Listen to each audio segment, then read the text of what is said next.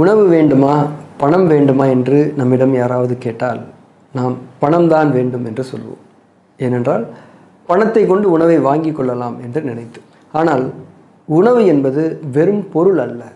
அது நம் இறைவனிடமிருந்து நமக்கு அருட்கொடையாக வழங்கப்படக்கூடிய ஒரு உயிரோட்டமாகும். உணவு என்பது ஒரு தனி அம்சம் அல்ல. அது நம்முடைய உடலின் மற்றும் மனதின் பல மறைவான சக்தி தன்மைகளோடும் உணர்வு தன்மைகளோடும் இணைந்திருக்கக்கூடிய ஒரு உயிர் தொகுப்பு என்பதை நாம் உணர வேண்டும். அதாவது நம்மிடம் பணம் இருக்கின்றது, உணவை வாங்கிவிட்டோம். உணவை உண்பதற்கு பசி வேண்டும் தானே.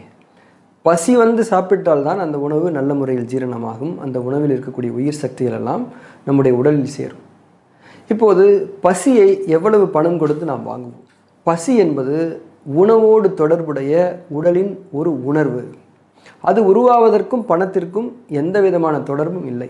உணவு வேண்டுமா பணம் வேண்டுமா என்ற கேள்விக்கு நாம் உணவுதான் வேண்டும் என்று சொல்வோமே, ஆனால் நாம் உணவை மட்டும் கேட்கவில்லை, பசியையும் சேர்த்தே கேட்கின்றோம் என்பதே அர்த்தம். பசியை மட்டுமல்ல, அந்த உணவை ஜீரணிப்பதற்கான ஜீரண சக்தியையும் நாம் வேண்டுகிறோம் என்பதே அர்த்தம். அது மட்டுமல்ல, அந்த உணவை வாங்குவதற்கான பணத்தையும் அல்லது அந்த உணவை வாங்குவதற்கு என்ன தேவையோ அதனையும் சேர்த்தே கேட்கின்றோம் என்பதே அர்த்தமாகும். உணவு எனும் உயிரோட்ட தொகுப்பு அனைத்து பொருள்களையும் அதனோடு கொண்டு வந்துவிடும். ஆனால் பணம் எனும் உயிரில்லாத ஒன்றால் உயிரோட்டமானவைகளை கொண்டு வர முடியாது. இப்போது மீண்டும் அதே கேள்வி, நமக்கு உணவு வேண்டுமா பணம் வேண்டுமா? உணவு வேண்டும் என்பதாகவே நம்முடைய விருப்பங்கள் பிரார்த்தனைகள் அமைய வேண்டும். உணவின் மூலமே நம்முடைய உடலுக்கான உயிராற்றல் கிடைக்கின்றது. ஆனால் அந்த உணவை நம்முடைய மனமே தேர்ந்தெடுக்கின்றது. எனவே நம்முடைய மனதிற்கு உணவை பற்றிய உணர்வு ரீதியான ஞானமும் தெளிவும் தேவை. ஆனால் உணவை அறிவை கொண்டு அணுகக்கூடிய போக்கு இன்றைக்கு அதிகமாகிவிட்டது. அதாவது உணவுகளில் எத்தனை கலோரிகள் இருக்கின்றது, என்னென்ன சத்துக்கள் இருக்கின்றன என்றெல்லாம் பேசி உணவுகளுக்கெல்லாம் மார்க்குகள் போட்டு கொண்டிருக்கிறார்கள். உணவை பற்றிய இது போன்ற அறிவார்ந்த அணுகுமுறை தேவையே இல்லை என்றெல்லாம் சொல்லவில்லை.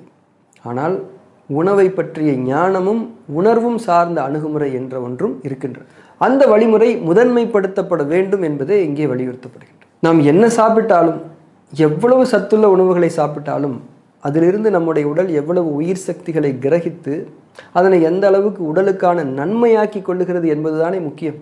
அந்த செயலை தீர்மானிப்பது நம்முடைய ஜீரணத்தின் தரம் தானே. ஜீரண செயல்முறையின் தரமும் ஆரோக்கியமும் எவைகளையெல்லாம் சார்ந்து இருக்கின்றது என்பதையும் நாம் சிந்திக்க வேண்டும் தானே.